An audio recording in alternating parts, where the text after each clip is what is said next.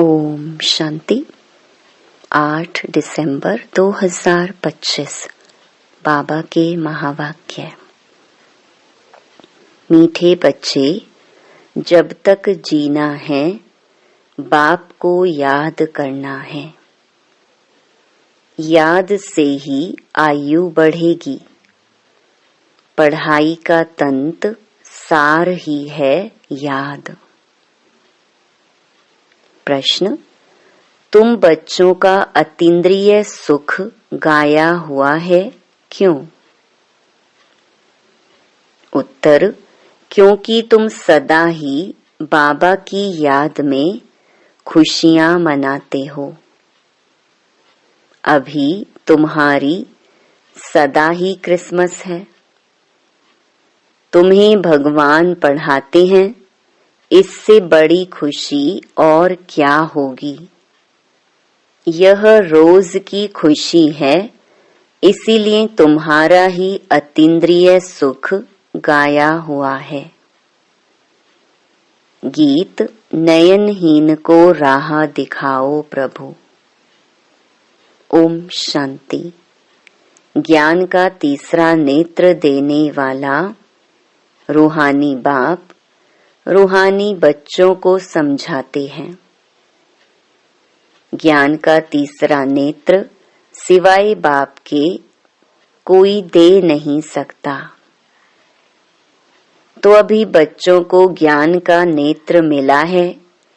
अभी बाप ने समझाया है कि भक्ति मार्ग है ही अंधियारा मार्ग। जैसे रात में सोझरा नहीं होता है तो मनुष्य धक्के खाते हैं। गाया भी जाता है, ब्रह्मा की रात ब्रह्मा का दिन। सतयुग में यह नहीं कहेंगे कि हमको राह बताओ, क्योंकि अभी तुमको राह मिल रही है। बाप आकर के मुक्ति धाम और जीवन मुक्ति धाम की राह बता रहे हैं। अभी तुम पुरुषार्थ कर रहे हो। अभी जानते हो कि बाकी थोड़ा समय है। दुनिया तो बदलने वाली है। यह तो गीत भी बने हुए हैं, दुनिया बदलने वाली है। परंतु मनुष्य बेचारे जानते नहीं हैं कि दुनिया कब बदलनी है, कैसे बदलनी है। कौन बदलाते हैं? क्योंकि तीसरा नेत्र तो ज्ञान का है नहीं। अभी तुम बच्चों को यह तीसरा नेत्र मिला है, जिससे तुम इस सृष्टि चक्र के आदि मध्य अंत को जान गए हो। और यही तुम्हारी बुद्धि में ज्ञान की स्क्रीन है। जैसे थोड़ी सी स्क्रीन बहुत मीठी होती है, वैसे यह ज्ञान के 2 अक्षर मन मना भव, यही सबसे मीठी चीज है। बस बाप को याद करो। बाप आते हैं और आकर के रास्ता बताते हैं। कहाँ का रास्ता बताते हैं? शांति धाम और सुख धाम का। तो बच्चों को खुशी होती है। दुनिया नहीं जानती है कि खुशियां कब मनाई जाती हैं। खुशियां तो नई दुनिया में मनाई जाएंगी ना। यह तो बिल्कुल कॉमन बात है कि पुरानी दुनिया में खुशियां कहाँ से आईं। पुरानी दुनिया में मनुष्य त्राही त्राही कर रहे हैं, क्योंकि तमो प्रधान है। तमो प्रधान दुनिया में खुशी कहाँ से आई? सतयुग का ज्ञान तो कोई में भी नहीं है, इसीलिए बेचारे यहाँ खुशियां मनाते रहते हैं। देखो, क्रिसमस की खुशियां भी कितनी मनाते हैं। बाबा तो कहते हैं कि अगर खुशियों की बात पूछनी हो तो गोप गोपियों से, मेरे बच्चों से पूछो क्योंकि बाप बहुत सहज रास्ता बता रहे हैं। गृहस्थ व्यवहार में रहते हुए अपने धंधे धोरी का कर्तव्य करते हुए कमल फूल के समान रहो और मुझे याद करो। जैसे आशिक माशूक होते हैं ना, वह भी धंधा धोरी करते एक दो को याद करते रहते हैं। उनको साक्षात्कार भी होते हैं, जैसे लैला मजनू, हीरा रांझा। वो विकार के लिए एक दो के आशिक नहीं होते हैं, उनका प्यार गाया हुआ है, उसमें एक दो के आशिक होते हैं। लेकिन यहाँ वह बात नहीं है। यहाँ तो तुम जन्म जन्मांतर उस माशूक के आशिक ही रहे हो। वह माशूक तुम्हारा आशिक नहीं है। तुम उनको बुलाते हो यहाँ आने के लिए। हे भगवान, नयनहीन को आकर के राह बताओ। तुमने आधा कल्प बुलाया है। जब दुख ज्यादा होता है तो जास्ती बुलाते हैं। जास्ती दुख में जास्ती सिमरन करने वाले भी होते हैं। देखो अभी कितने याद करने वाले ढेर के ढेर हैं। गाया हुआ है ना, दुख में सिमरन सब करें, सुख में करे न कोई। जितना देरी होती जाती है उतना तमो प्रधान ज्यादा होते जाते हैं। तो तुम चढ़ रहे हो, वह और ही उतर रहे हैं। क्योंकि जब तक विनाश हो तब तक तमो प्रधानता वृद्धि को पाती रहती है। दिन प्रतिदिन माया भी तमो प्रधान वृद्धि को पाती जाती है। इस समय बाप भी सर्वशक्तिमान है, तो माया भी फिर सर्वशक्तिमान इस समय में है। वह भी जबरदस्त है। तुम बच्चे इस समय ब्रह्मा मुख वंशावली ब्राह्मण कुल भूषण हो। तुम्हारा है सर्वोत्तम कुल। इसको कहा जाता है ऊंच ते ऊंच कुल।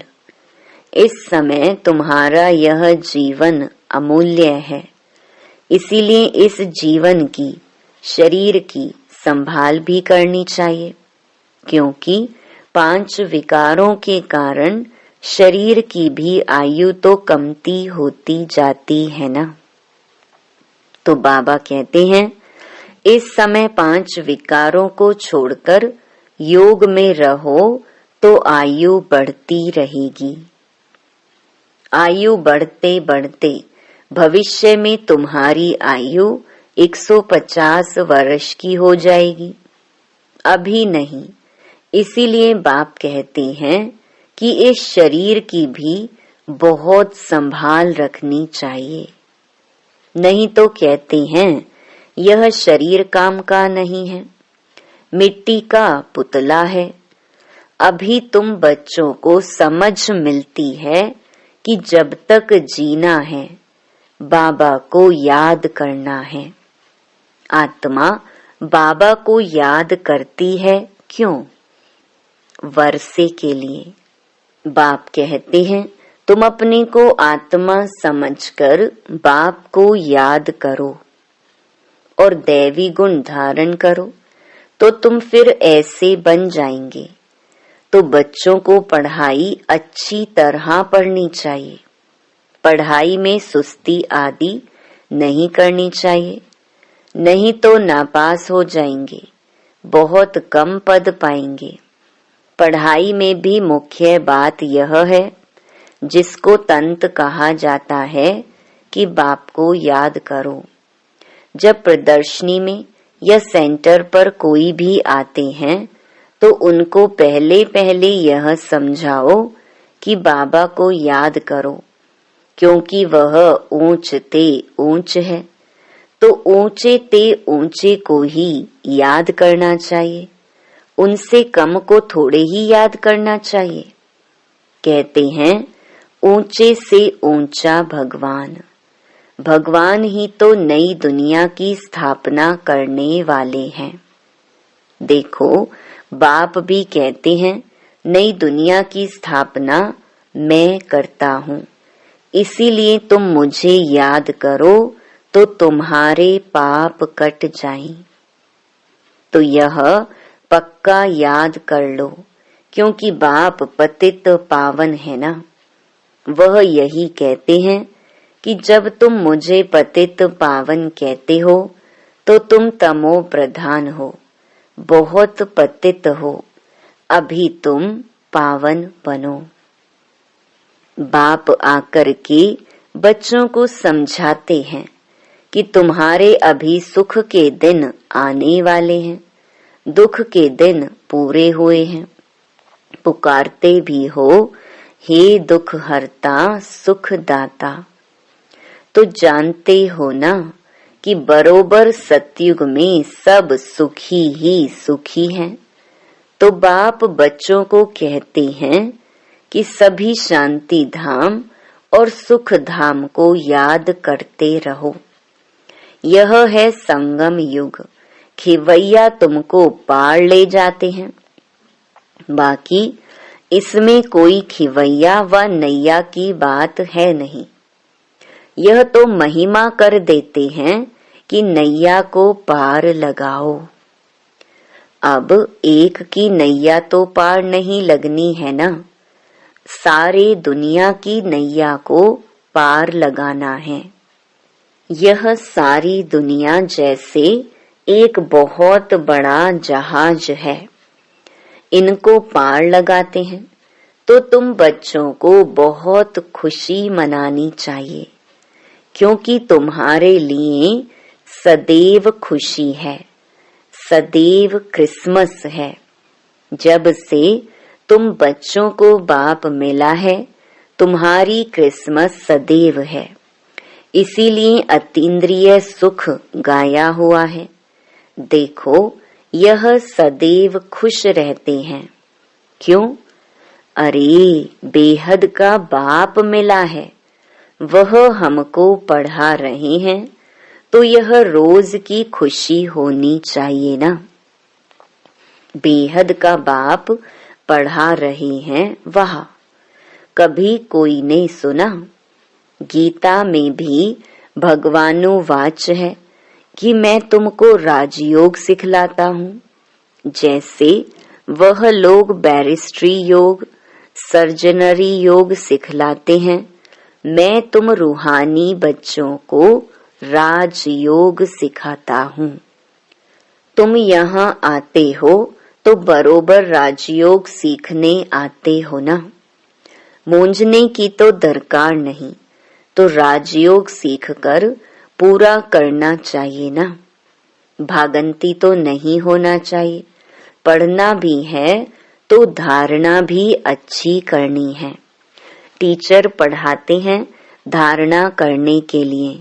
हर एक की अपनी अपनी बुद्धि होती है, किसकी उत्तम, किसकी मध्यम, किसकी कनिष्ठ। तो अपने से पूछना चाहिए कि मैं उत्तम हूँ, मध्यम हूँ या कनिष्ठ हूँ। अपने को आपे ही परखना चाहिए कि मैं ऐसे ऊंचे ते ऊंचा इम्तिहान पास करके ऊंच पद पाने के लायक हूँ। मैं सर्विस करता हूँ। बाप कहते हैं बच्चे सर्विसेबल बनो, बाबा को फॉलो करो, क्योंकि मैं भी तो सर्विस करता हूँ ना। आया ही हूँ सर्विस करने के लिए और रोज रोज सर्विस करता हूँ, क्योंकि रथ भी तो लिया है ना। रथ भी मजबूत है, अच्छा है, और सर्विस तो इनकी सदैव है। बाप दादा तो इनके रथ में सदैव हैं। भले इनका शरीर बीमार पड़ जाए, मैं तो बैठा हूँ ना, तो मैं इनके अंदर में बैठ करके लिखता भी हूँ। अगर यह मुख से नहीं भी बोल सके तो मैं लिख सकता हूँ। मुरली नहीं मिस होती है। जब तक बैठ सकें, लिख सकें, तो मैं मुरली भी बजाता हूँ, बच्चों को लिख करके भेज देता हूँ, क्योंकि सर्विसेबल हूँ ना। तो बाप आकर के समझाते हैं कि तुम अपने को आत्मा समझ करके, निश्चय बुद्धि हो करके सर्विस में लग जाओ। बाप की service, on God fatherly service, जैसे वह लिखते हैं ऑन हिज मैजेस्टी सर्विस, तो तुम क्या कहेंगे? यह मैजेस्टी से भी ऊंची सर्विस है, क्योंकि मैजेस्टी माना महाराजा बनाते हैं। यह भी तुम समझ सकते हो कि बरोबर हम वर्ल्ड का मालिक बनते हैं। तुम बच्चों में जो अच्छी रीति पुरुषार्थ करते हैं, उनको ही महावीर कहा जाता है। तो यह जांच करनी होती है कि कौन महावीर हैं जो बाबा के डायरेक्शन पर चलते हैं। बाप समझाते हैं कि बच्चे अपने को आत्मा समझो, भाई भाई को देखो। बाप अपने को भाइयों का बाप समझते हैं और भाइयों को ही देखते हैं, सभी को तो नहीं देखेंगे। यह तो ज्ञान है कि शरीर बिगर तो कोई सुन ना सके, बोल ना सके। तुम तो जानते हो ना कि मैं भी यहाँ शरीर में आया हूँ। मैंने यह शरीर लोन लिया हुआ है। शरीर तो सबको है, शरीर के साथ ही आत्मा यहाँ पढ़ रही है। तो अभी आत्माओं को समझना चाहिए कि बाबा हमको पढ़ा रहे हैं। बाबा की बैठक कहाँ है? अकाल तख्त पर। बाबा ने समझाया है कि हर एक आत्मा अकाल मूरत है, वह कभी विनाश नहीं होती है, कभी भी जलती, कटती, डूबती नहीं है, छोटी बड़ी नहीं होती है। शरीर छोटा बड़ा होता है तो दुनिया में जो भी मनुष्य मात्र हैं, उनमें जो आत्माएं हैं, उनका तख्त यह भ्रकुटी है। शरीर भिन्न भिन्न है, किसका अकाल तख्त पुरुष का, किसका स्त्री का, किसका बच्चे का। तो जब भी किससे बात करो तो यही समझो कि हम आत्मा हैं, अपने भाई से बात करते हैं, बाप का पैगाम देते हैं कि शिव बाबा को याद करो तो यह जो जंक लगी हुई है वह निकल जाए। जैसे सोने में अलॉय पड़ती है तो वैल्यू कम होती है, तो तुम्हारी भी वैल्यू कम हो गई है। अभी बिल्कुल ही वैल्यू लेस हो गए हैं। इसको देवाला भी कहा जाता है। भारत कितना धनवान था, अभी कर्जा उठाते रहते हैं। विनाश में तो सबका पैसा खत्म हो जाएगा, देने वाले लेने वाले सभी खत्म हो जाएंगे। बाकी जो अविनाशी ज्ञान रतन लेने वाले हैं, वह फिर आकर अपना भाग्य लेंगे। अच्छा, मीठे मीठे सिकिलधे बच्चों प्रति मात पिता बाप दादा का याद प्यार और गुड मॉर्निंग। रूहानी बाप की रूहानी बच्चों को नमस्ते। धारणा के लिए मुख्य सार। पहला, बाप को फॉलो कर बाबा के समान सर्विसेबल बनना है।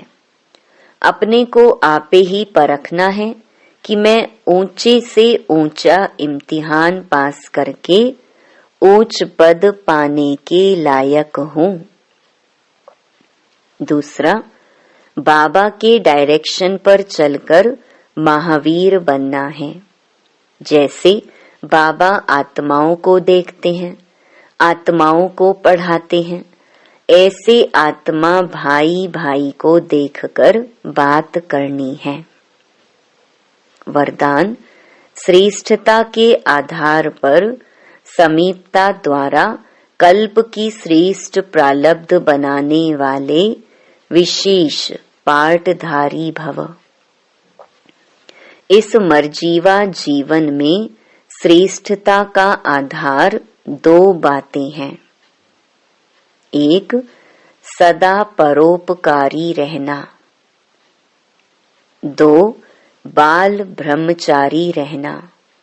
जो बच्चे इन दोनों बातों में आदि से अंत तक अखंड रहे हैं, किसी भी प्रकार की पवित्रता अर्थात स्वच्छता बार बार खंडित नहीं हुई है तथा विश्व के प्रति और ब्राह्मण परिवार के प्रति जो सदा उपकारी हैं, ऐसे विशेष पाठधारी बाप दादा के सदा समीप रहते हैं और उनकी प्रारब्ध सारे कल्प के लिए श्रेष्ठ बन जाती है।